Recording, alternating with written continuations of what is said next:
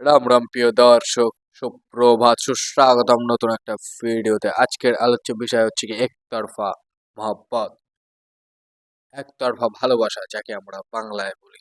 So ব্যাপারটা হচ্ছে গিয়ে, তুমি যদি কাউকে ভালোবাসো আর সেটা যদি তুমি তাকে বলতে না পারো, তার থেকে কষ্ট দুনিয়ায় হয়তো আর কিছু নেই। হয়তো হয়তো হয়তো যারা একতরফা ভালোবাসা করে তাদের ক্ষেত্রে, কিন্তু এর থেকেও অনেক বেশি কষ্ট আছে। ব্যাপারটা হচ্ছে গিয়ে কষ্ট কতটা আমি গ্রহণ করব তার উপর নির্ভর করে। আমি তার কথায় কষ্ট পাবো কি পাবো না সেটা নির্ভর করে সম্পূর্ণ আমার উপরে। আমি যদি তার কথাটা শুনে হাসি মুখে বেরিয়ে এসে তার কথাটা যদি ওখানেই রেখে আসি, তাহলে হয়তো কষ্ট আমি পাবো না। কিন্তু সেই কথাগুলো যদি এখানে রেখে দিই, তাহলে হয়তো কষ্ট পাবো। সো এটা সম্পূর্ণ নির্ভর করে নিজের ওপরে। আমার যতটা মনে হয়, হয়তো তোমাদের ক্ষেত্রে অন্য কিছু। দেখো, কষ্ট মেনলি এই দুঃখ, কষ্ট, বেদনা, আবেগ, স্মৃতি সবকিছু টেম্পোরারি, ক্ষণিকের জন্য। তুমি কাউকে ভুলে থাকলে প্রথম প্রথম কষ্ট হবে, প্রথম প্রথম থাকতে একটু কষ্ট হবে, কিন্তু তুমি অভ্যাসে যখন পরিণত হয়ে যাবে তখন কষ্টটা হবে না। হ্যাঁ হবে, কখন হবে? যখন তোমার একদিন মনে পড়লো হঠাৎ করে, সেদিনকে তুমি তার স্মৃতিগুলো ঘেঁটে দেখবে, সেই দিনকার তুমি দেখবে, সেই দিনকার। কিন্তু তুমি সব সময় দুঃখী থাকবে না, তুমি সব সময় স্যাড থাকবে না, তুমি সব সময় কষ্ট উপভোগ করবে না। এটাই সত্য। আর এটাকে মানতে শেখো। যখন কেউ ব্রেকআপ করে বা যখন প্রিয় মানুষ চলে যায়, তখন আমরা কি বলি? আমার জীবন শেষ, সারা জীবন আমাকে এরকমই থাকতে হবে। না ভাই। হ্যাঁ, হয়তো কেউ এতটা গভীরে ঢুকে যায়, তার বেরোতে অনেক সময় লাগে। আবার অনেকে খুব তাড়াতাড়ি বেরিয়ে যায়। এটার মানে কি?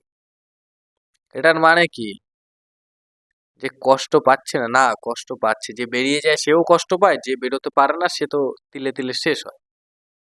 কিন্তু যে বেরিয়ে যায় তার কষ্টটা হয় ক্ষণিকের জন্য। মানে যখন মনে পড়বে তখন।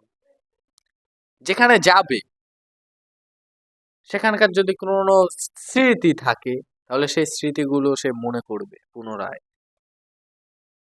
এবং কষ্ট উপভোগ করবে, তার ব্যথা লাগবে, সে দুঃখী হবে। কিন্তু এটাও ক্ষণিকের জন্য।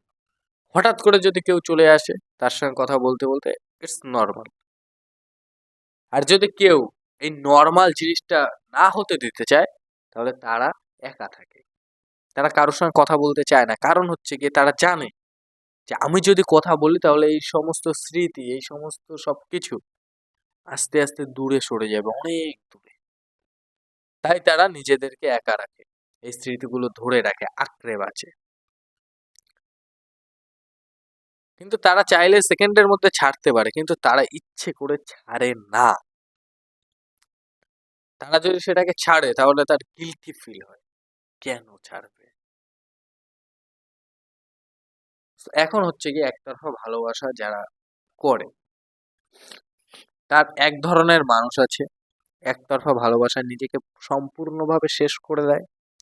আর এক ধরনের মানুষ আছে যারা একতরফা ভালোবাসায় একটা সময়ের পরে তার সামনে প্রকাশ করে। আর এক ধরনের মানুষ আছে যারা প্রকাশ করতেই পারে না। তো যারা নিজেদেরকে শেষ করে দেয় তারা কিভাবে? তারা তাদেরকে বলে বলে রাজি করাতে করাতে করাতে করাতে যখন সে রাজিই হয় না, তখন মানে কি এতটাই সে আবেগে পরিপূর্ণ হয়ে থাকে, এতটাই ফেঁসে যায়, সে নিজেকে আর রাখে না, শেষ করে দেয় নেশা করে। তো তুমি কি ভাবছো কিভাবে শেষ করে দেয়?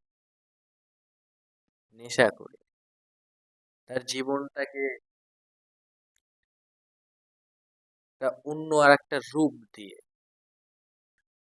আর যারা বলতে পারে না, তাদেরকে, তারা সারা জীবন মানে বলতেই পারে না, কিন্তু তারা অফুরন্ত ভালোবাসে তাকে, অফুরন্ত।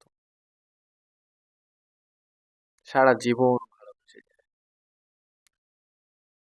তারা হতে দেখে সে আর একজনের কাছে চলে যাচ্ছে, তাও তারা কিছু করতে পারে না, কারণ সে বলেনি, সে বলতে পারেনি, তাই।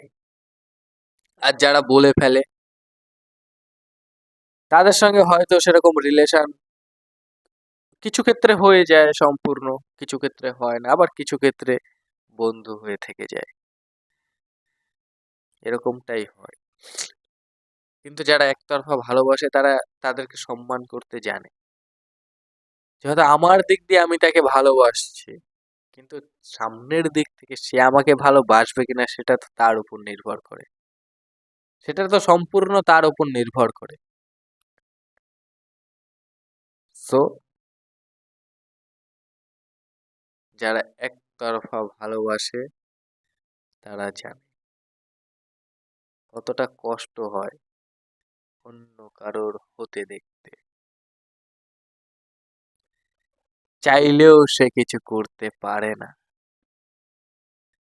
তো এটাই হয়। তো যারা যারা একতরফা আশিক আছো বা দেখছো, তারা কমেন্টে একটু হাত জাগিয়ে দাও যে আমিও আছি এই দলে। তো বাই বাই, টেক কেয়ার, ভালো থেকো, সুস্থ থেকো, দেখা হচ্ছে কালকে নতুন একটা ভিডিওতে। হর হর মহাদেব।